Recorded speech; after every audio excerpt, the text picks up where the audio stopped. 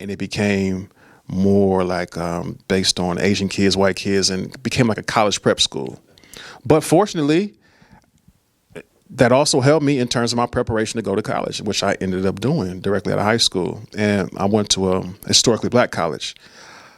In my senior year of high school, 1997, there was a gentleman that ran historically black college and university tours. His name was Carl Ray. So I got a chance to go on one of the Carl Ray tours, and it was kids from all over Northern California that went on the tour. And we went to Tuskegee University in Alabama, and then also like the Atlanta schools, Clark Atlanta, Morehouse, Spelman, Morris Brown. But we also went during homecoming. And so that was so different from my experience in high school, just being around and seeing all those black people in college and, achieving academically. Even if they weren't, it seemed like they were. You know what I mean? Even if it wasn't, it seemed like it was. And so I knew right then and there, I want to go to one of these historically black colleges, right? And come to find out, I have a little bit of a lineage with historically black colleges in my family. Some of my aunts and uncles and grandparents actually went to some of those black schools or historically black colleges in Louisiana or in Oklahoma and places like that. So it's kind of in the DNA. And so long story short, out of high school, decent high school experience. I won't knock it because it provided me a great foundation. But socially, I was missing out. So the social part and the academic part, I was able to kind of receive in a different way that the high school couldn't give me when I went to the historically black colleges. And there I was introduced to African-American studies more formally as a field of study. Whether we're talking about black psychology, whether we're talking about, directly African history, African-American history, whether we're talking about black sociology, whether we're looking at the black diaspora from Africa to the Caribbean and Europe to the United States and beyond, it was there. And I soaked it up. I enjoyed it. Not to mention the historically black colleges are very fun. There's a lot of social, lot that you can get into on a positive social tip, a lot that you can get to on a negative social tip. It kind of depends on who your crowd was. Unfortunately, I fell in line with some guys that were pretty much moving in the right direction. And funny thing is, out of high school, I might have had like a 2.6 GPA. Nothing fancy. I was very smart. I was always, intelligent, but didn't really apply myself. When I got to college, I graduated with like a 3.6, 3.7, so I was in honors classes. And again, it was kind of the circle that I was around helped me to kind of actualize some of my potential, So, I got to give, a lot of respect to the historically black colleges and universities just for what they do from a self-esteem point for me and for other black students, and what they do in terms of opening and broadening our horizons. Yeah.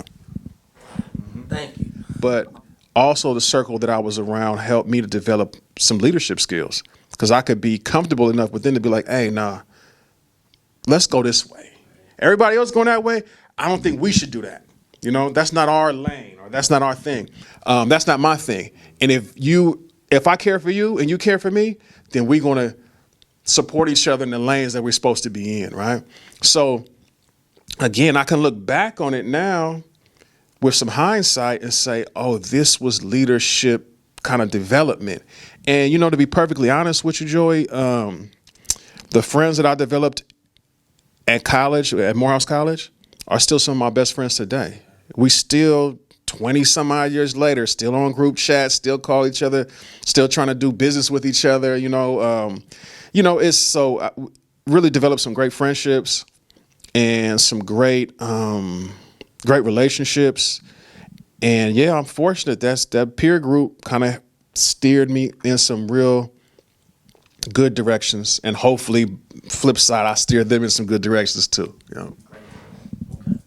Thank you. What are some of those brothers doing today, or sisters, that you did study with and fellowship with?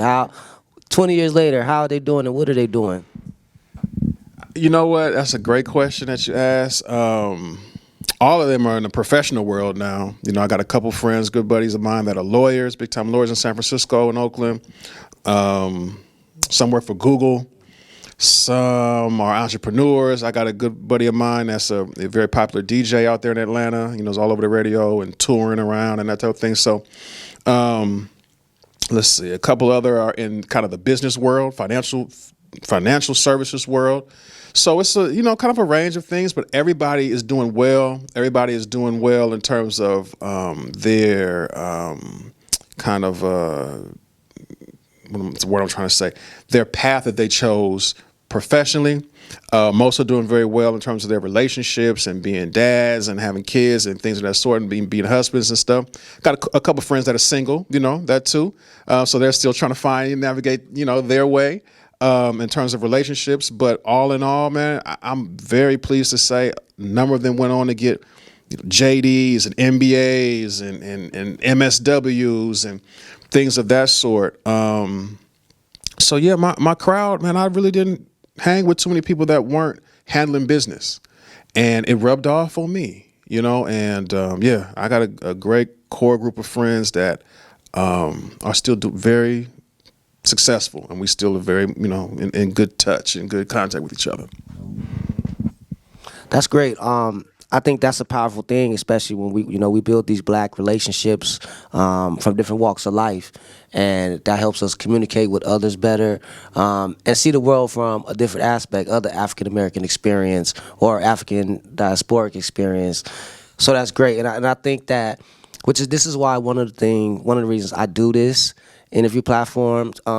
To highlight brothers and sisters like that, because you'll see a lot of athletes and entertainers that are pushed to us, but I'm like, he don't know nothing about mathematics or engineering, and it's like, or law or culture.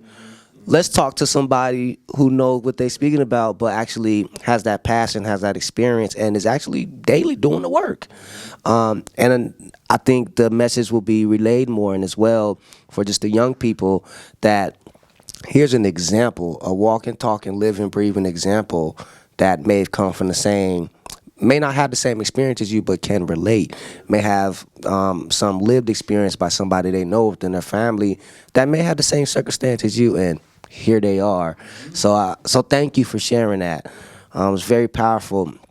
One thing I wanted to ask that you touched on just now is something I learned more within academia of studying African American culture, history, studies, the different facets of how things are broken down, as you just explained, black psychology, black sociology, even black science or black biology, you know, looking at things like that. But my question to you is, who are 5 African Americans, whether contemporary or modern, that have inspired you to be here today and walk the path that you're walking? If we're looking outside like the family, obviously Dr. King, you know, coming out of Morehouse sociology department, like, you know, I did. He was a Morehouse sociology major. And as I kind of look at his path, he took on leadership roles early. You know, Dr. King kind of led that Montgomery bus boycott. He was probably 25 or so, 26, somewhere in there. So he got really as off the porch, as they say, early in terms of his, you know, social activism and that type of thing. But he comes from a family of activists too. Du Bois, if you want to know anything about King, you probably have to look at Du Bois as a predecessor to him, right? So W.E.B. Du Bois was one that, you know, inspired me. Malcolm X, obviously. If we're looking at, you know, some of the more contemporary people, she passed not too long ago, but Dr. Frances Cress Welsing was one, you know, that was, she was, people would say that she's kind of left field or out there, but she made complete sense to me when I started reading the ISIS papers and things of that sort.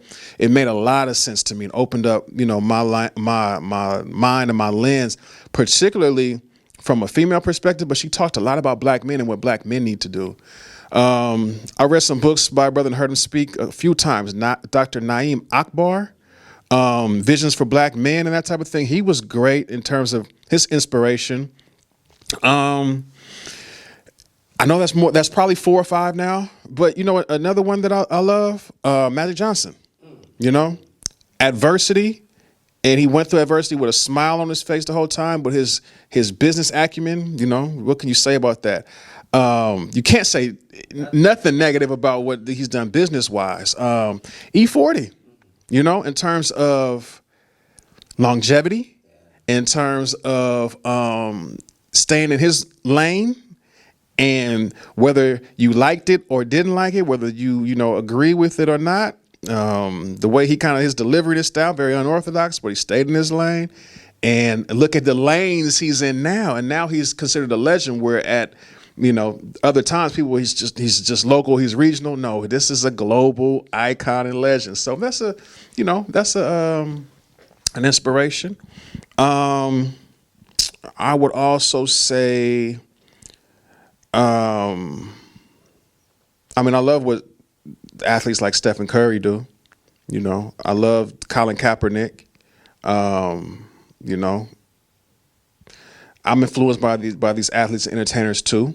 I'm not an athlete nor an entertainer, right? However, I do like the ones that are not just there to pick up checks, but those who are actually making, kind of impact in the community because of the platform that they have. So,